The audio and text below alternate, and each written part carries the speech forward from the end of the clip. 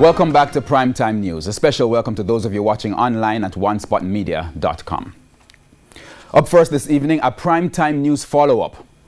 Sanjay Shaw, the Calabar physics teacher who alleged that he was assaulted by two members of the Calabar track team on December 15, 2018, yesterday received counsel from attorney at law Lord Anthony Gifford.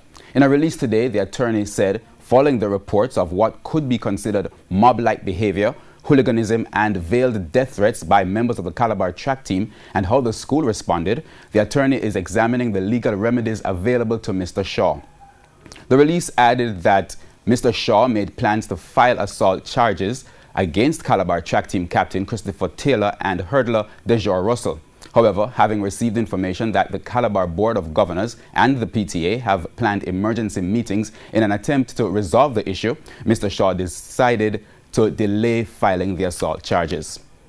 Now, Mr. Shaw also disputed a claim from the school that he could not independently verify the assault claims. He said he has 64 witnesses, including a parent and a guardian, who could verify the event, but they were not interviewed as part of the investigation.